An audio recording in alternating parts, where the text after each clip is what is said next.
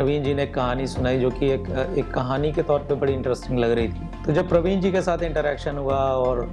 एक थोड़ी एक यूनिक पर्सपेक्टिव था उनका, एक अलग ही टेक था, कह लीजिए कई लाइंस को डिफाइन करती हुई एक स्टोरी थी जो दिखने के लिए बड़ी सिंपल थी, बट उसमें बहुत ही कंटेंट, बहुत सा वैल्यू था। और इस स्टोरी के साथ क्योंकि एक पॉलिटिकल सेटअप था उसमें दिखाना था, तो उसके साथ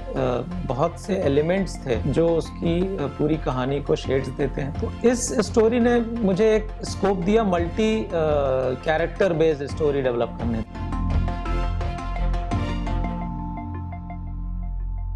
कि मेरा एक तजुर्बा भी था प्रवीण जी के साथ एक डॉक्यूमेंट्री का, जो कि पहली मेरी मराठी डॉक्यूमेंट्री थी। उसको करने के बाद मुझे काफी कॉन्फिडेंस फील हुआ। लैंग्वेज कहीं भी कोई हर्डल नहीं है हमारे माध्यम के एक्सप्रेशन के लिए, क्योंकि हम कहीं ना कहीं एक ह्यूमन स्टोरी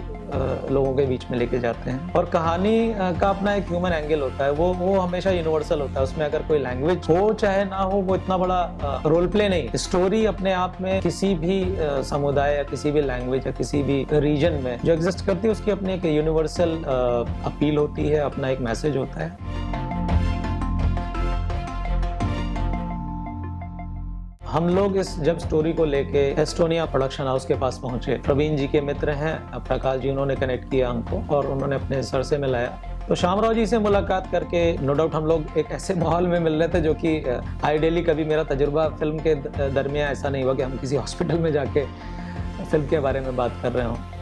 बट वहाँ एक हमारी जो स्टोरी की सेंसिबिलिटी थी और सेंसिटिविटी थी, उसको समझते हुए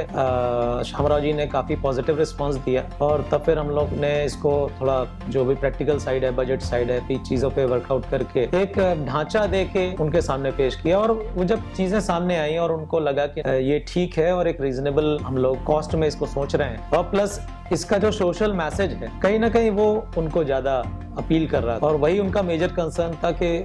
it should come out in full totality, जिस तरह से हमने उनको स्टोरी सुनाई है।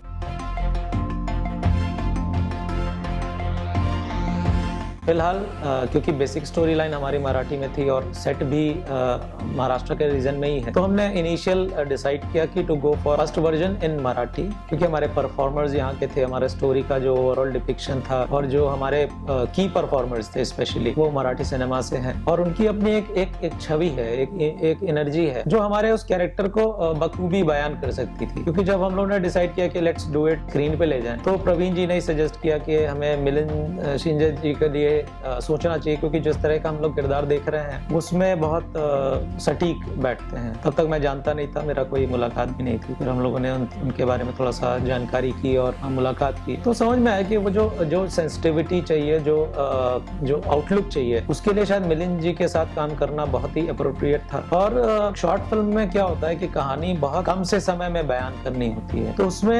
एक सेंसिबिलिटी चाहिए परफॉर्मर के एंड पे कि उस टाइम साइकिल में, जिस टाइम या जिस समय सीमा में हम पूरी कहानी को बयान कर रहे हैं, उसमें एक एक सेकंड के मायने हैं, एक एक एक्सप्रेशन के मायने। अगर उसमें कुछ भी 19 रह जाएगा तो शायद हम अचीव नहीं कर सकते जो हम अल्टीमेट अचीव करना चाहते हैं एक स्टोरी के साथ। तो वो चीज मुझे लगा कि मिलिंद जी के साथ बहुत ही पॉजिटिव रही।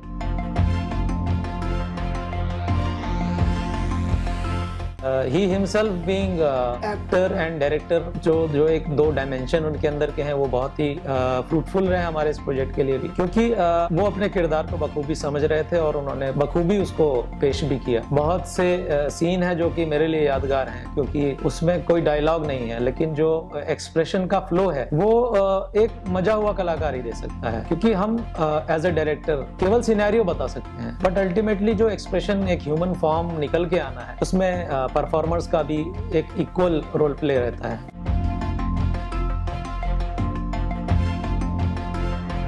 इस फिल्म में जो और भी किरदार थे जो प्रोटोगनिस्ट के शेड को और इनहेंस करते हैं, जो कि उनके इर्द गिर्द दिख रहे थे, उन पे मैंने सोचा कि मुझे ज्यादा काम इसलिए करना पड़ेगा क्योंकि ज्यादातर फ्रेश टैलेंट था, जिनको शेयर करना था एक कह लीजिए कि एक सीजन आर्टिस्ट के साथ। तो मैं कहीं से ये नहीं चाहता था कि एक पैच सा डेवलप हो और हमारे मिलिंद जी को कैरेक्टर को जो ग्लोरी मिलनी चाहिए। तो मैंने बाकी किरदारों पे ज्यादा शायद काम किया, उनके साथ ज्यादा मेहनत की और उन्होंने भी अपना more than 100% I must say सबने अपना इनपुट दिया और आउटपुट दिया, और कुल मिला के यही सारे चैलेंजेस लेके हम लोग ने फिर इसकी शुरुआत की, और फिर एक पहले तजुर्बे के हिसाब से, नई टीम के हिसाब से एक अच्छा एक्सपीरियंस रहा।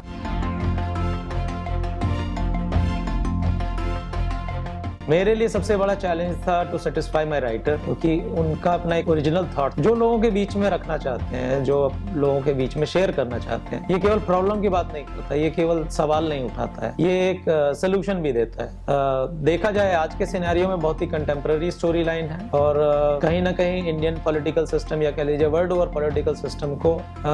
आईना दिखाने वाली बात है। मतलब ये हम किसी से सुधर जाने की कल्पना नहीं करते हैं, हम बहुत बड़े चेंज की कल्पना नहीं करते हैं, लेकिन हाँ उस चेंज की एक शुरुआत कहीं से तो होगी, कोई तो करेगा। तो वो जो एक छोटा सा व्यक्ति भी एक बड़े से चेंज का कारण बन सकता है, किसी भी चेन रिएक्शन को इग्नाइट कर सकता है। नटशेल में हमारी कहानी उसी को दिखाती है।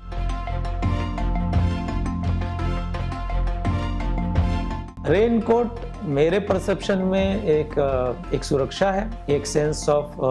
सेफ्टी है जो आम जनता चाहती है अपने नेता मुखिया से, कि वो उसके लिए हर उस समय पे जब उसको आपदा होगी, उसको परेशानी होगी, वो उसके लिए वैसा कोई रेनकोट तैयार करेगा जो उसकी सुरक्षा करेगा, उसका ध्यान रखेगा, उसको बचा के रखेगा।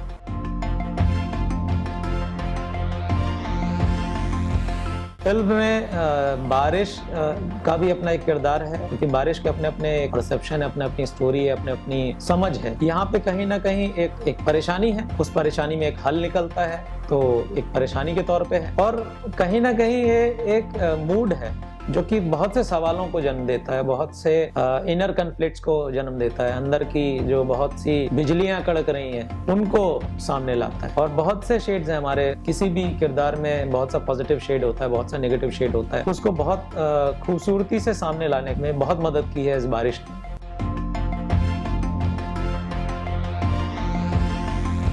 टेक्निकल साइड में मैं कहूँ तो बहुत से लोगों के साथ मेरा तजुर्बा पहली बार रहा, क्योंकि हम लोग बिकॉज ऑफ द लैंग्वेज, हम लोग बहुत से लोगों को हमने इसलिए भी एंगेज किया क्योंकि हमें उस लैंग्वेज की सेंसिटिविटी चाहिए थी एडिटिंग के एंड पे, म्यूजिक के एंड पे, और बहुत से पैरामीटर्स पे। बट उसकी वजह से हम बहुत से नए लोगों से मिले, उनको समझने का और उनको समझाने का, और उनके साथ एक बीच का रास्ता निकाल के, जो कि फिल्म के लिए बहुत जरूरी है, को हम लोग ने अचीव किया है। और ये चीज़ अब लोगों के सामने आ रही है। थोड़ा सा कह लीजिए टफ डिसीजन ये लिया कि बारिश को बारिश में शूट करें, तो बारिश को बारिश में शूट करना अपने आप में एक हर्डल होता है, जिसमें बहुत सा टाइम जो है नेचर आपका समय कंज्यूम कर सकती है, बारिश की वजह से आप शूटिंग रुक सकती है। बट मेहरबानी मैं कहूँगा कि जैसा हम लोग ने सोचा था, कुछ फोरकास्ट भी फॉलो किया था, तो उस हिसाब से हमारी shooting as per our schedule within 3 days के अंदर में पूरी हो गई थी। और ये टीवी की भी एक बहुत अच्छी सफलता कहूँगा।